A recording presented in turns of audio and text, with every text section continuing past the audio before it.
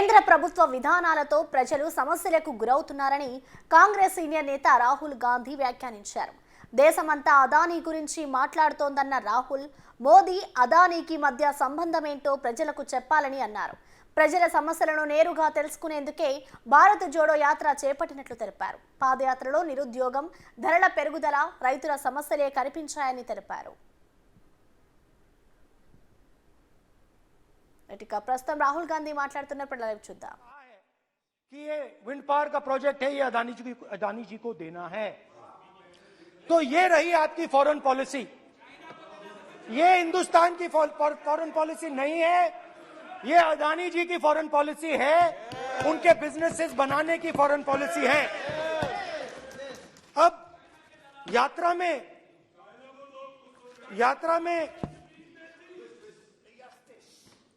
में मुझसे 2-3 और सवाल पूछे गए. यात्रा में लोगों ने मुझसे पूछा, राहुल जी, ये जो LIC कंपनी है, इसका पैसा अदानी जी की मदद करने के लिए क्यों डाला जा रहा है?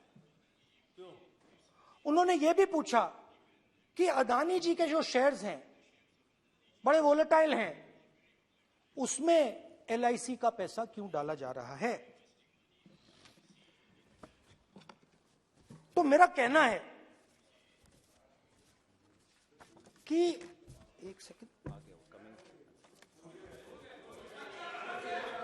मेरा कहना है कि अदानी जी की मदद प्रधानमंत्री जी और हिंदुस्तान की सरकार कैसे करती है.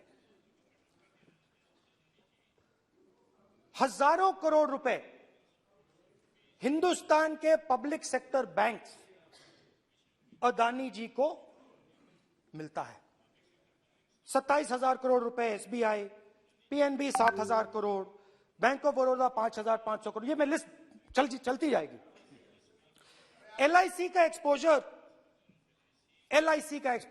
36,000 करोड़ रुपए, 3 crore SBI and other PSU bank holders. Money is going to Mr. Adani and to finance.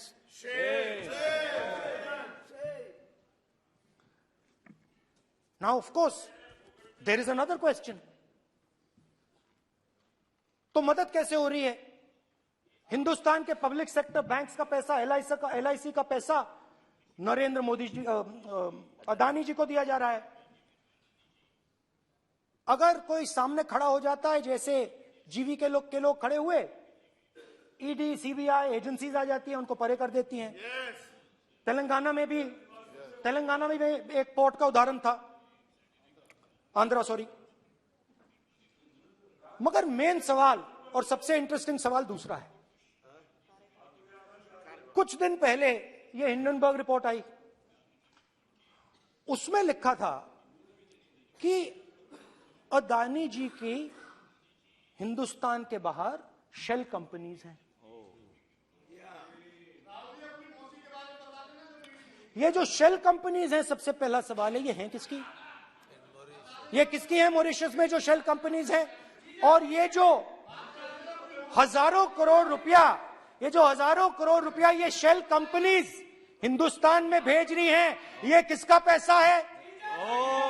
और क्या ये काम अदानी जी फ्री में कर रहे हैं? अब मैं ये सवाल क्यों पूछ रहा हूं? क्योंकि अदानी जी स्ट्रेटेजिक बिजनेसेस में काम करते हैं. अदानी जी हिंदुस्तान के पोर्ट्स को डोमिनेट करते हैं. अदानी जी हिंदुस्तान के एयरपोर्ट्स को डोमिनेट करते हैं. और जैसे मैंने कहा, अदानी जी हिंदुस्तान की डिफेंस इंडस्ट्री में बहुत जरूरी रोल प्ले करते हैं. तो मेरा पहला एक छोटा सा सवाल है कि जो शेल कंपनीज हैं, इनके बारे में हिंदुस्तान की सरकार ने कोई सवाल नहीं उठाया कि ये कौन लोग हैं, ये किनकी कंपनीज हैं? ये स्ट्रेटेजिक मामला है, पोर्ट्स का मामला है, एयरपोर्ट्स का मामला है, डिफेंस का मामला है, और जो कंपनी इन स्ट्रेटेजिक एरियाज में काम कर रही है, उनके बारे में आपको मालूम ही नहीं. ये नेशनल सिक्योरिटी का मुद्दा है। आपको मालूम ही नहीं कि ये शेल कंपनीज किसकी हैं, कितना पैसा आ रहा है, किसका पैसा आ रहा है। तो एक बहुत बड़ा सवाल है, ये पैसा किसका है, ये शेल कंपनीज किसकी हैं, और ये हिंदुस्तान की सरकार की जिम्मेदारी है ये पता लगाना ये किसकी शेल कंपनीज है और ये किसका पैसा अंदर आ रहा है। JPC, we want JPC, we want JPC.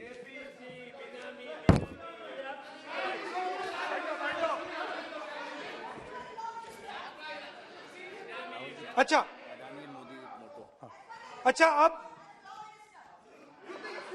अब चलिए छोटा सा बजट के बारे में बता देता हूं। 2022 में अदानी जी अनाउंस करते हैं कि वो $50 बिलियन इन्वेस्ट करेंगे to build the world's largest green hydrogen ecosystem.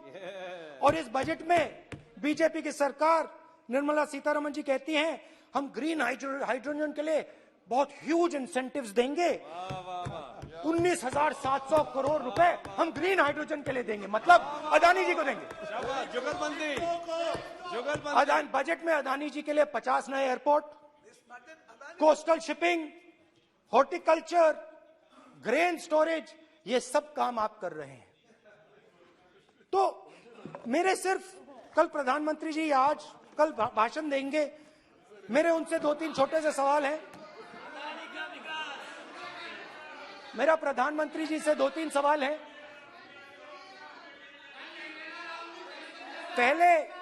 पहले अदानी जी के हवाई जहाज में मोदी जी जाते थे, अब मोदी जी के हवाई जहाज में अदानी जी जाते हैं। पहले लोकल मामला था, फिर नेशनल मामला हो गया, उसके बाद इंटरनेशनल मामला हो गया।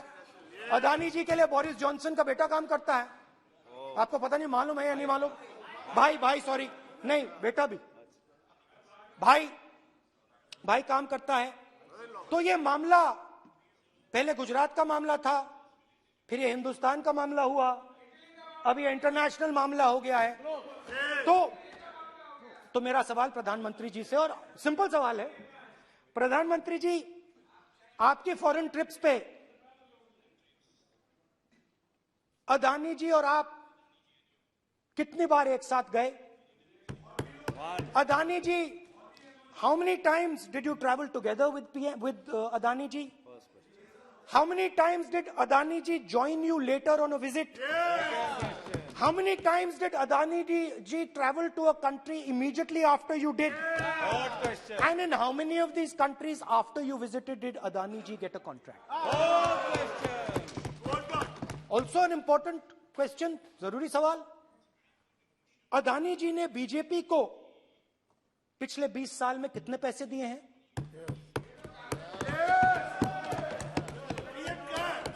इलेक्टोरल बॉन्ड्स में कितना पैसा दिया है?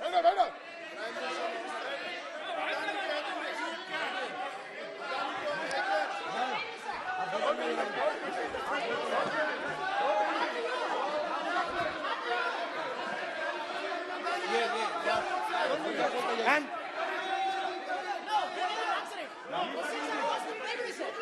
questions are posed to Prime Minister, please. Sir, खत्म करने दीजिए सर। Concluding. Sir, concluding. और बहुत सुंदर तरीके से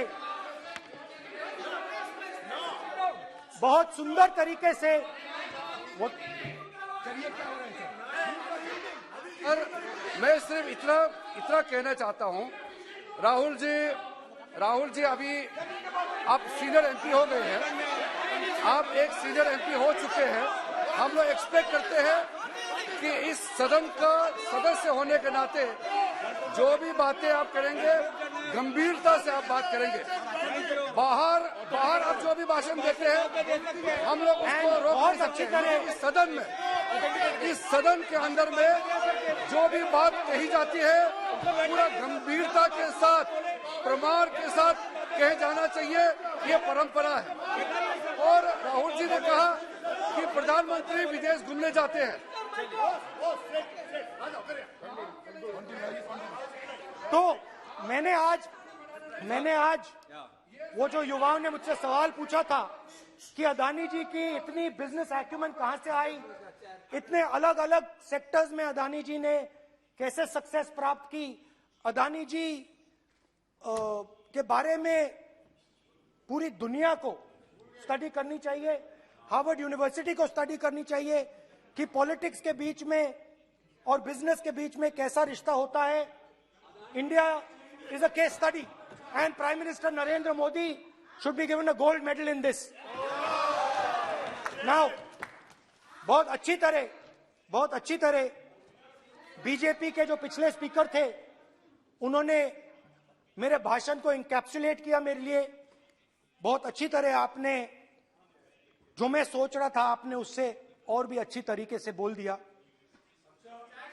coming together is a beginning, keeping together is progress, working together is success. Adani ji and Narendra Modi ji, thank you.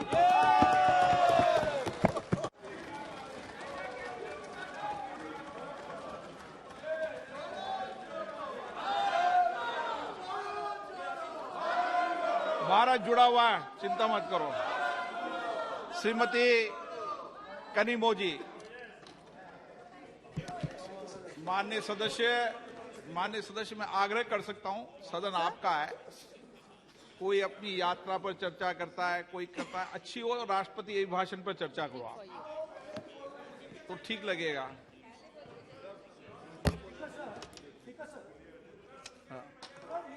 ये एक बात पे चर्चा नहीं हुई है, ये अलग अलग इंडस्ट्रीज पे, अलग अलग बिजनेसेस पे और इंटरनेशनल अफेयर्स पे डिस्कशन हुआ है।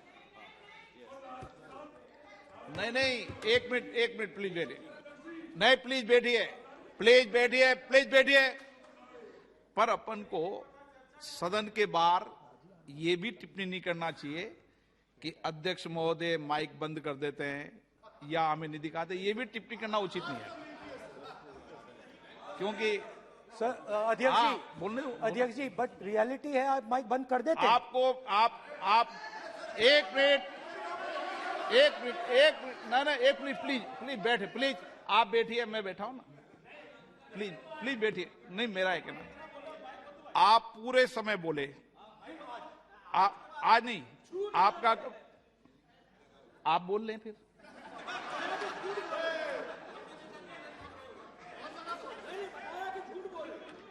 आप पूरे, ठीक है, thank you.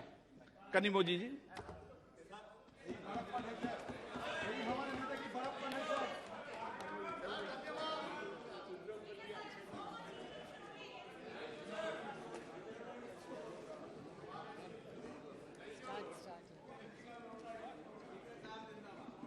Thank you, sir. Thank you for giving me the opportunity to speak on the motion of thanks to the President's address. We are all proud to be here. We're all proud to be part of our parliament, to be representatives of our people. And in the President's speech, she says that by 2047, we have to build a nation which not only embraces its glorious past, but also encompasses every golden aspect of modernity. Sir, I'd like to bring to your notice that every country, when it talks about its past, it has different pasts, different narrations of its past. The history is very different from whose point of view we look at it. So, when we talk about a glorious past, whose past are we talking about? We talk about the greatness of this nation. We talk about the valor. We talk about the art, literature, the temples, architecture, and the philosophy. But we cannot forget the people who found no space or place in history. We cannot forget the untouchables, the unseeables, and the women who were pushed into fire in the name of honor. Today we celebrate that, and I stand in this floor of this house.